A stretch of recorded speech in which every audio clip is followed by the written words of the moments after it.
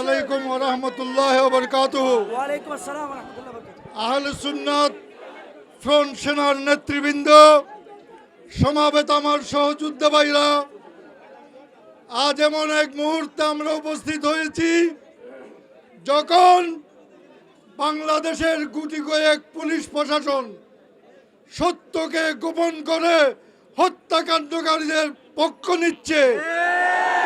সকল পুলিশ অপরাধী নয়, যারা অপরাধের সাথে যুক্ত, পুবাইল থানার ওসি, গাজীপুরের ডেপুটি কমিশনার সহ এই সমস্ত ন্যাক্কারজনক কর্মকাণ্ডের সাথে যেই সমস্ত পুলিশ বাহিনী যুক্ত, অবিলম্বে তাদেরকে গ্রেফতার করার জোর দাবি জানাচ্ছি।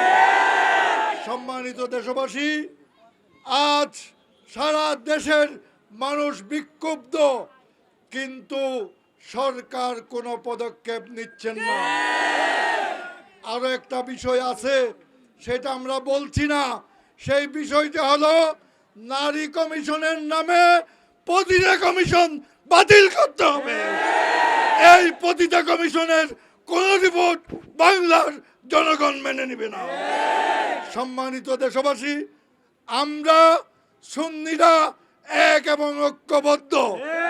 দেশের সকল পীর মশায়েক, উলামায়ে কেরাম, রাজনৈতিক কর্মী, ছাত্রকর্মী, সবারই এক দাবি, আগামী 48 ঘন্টার মধ্যে যারা খুনি এবং খুনিদের প্রশ্রয়দাতা সবাইকে গ্রেফতার করে আইনের আওতায় আনতে হবে।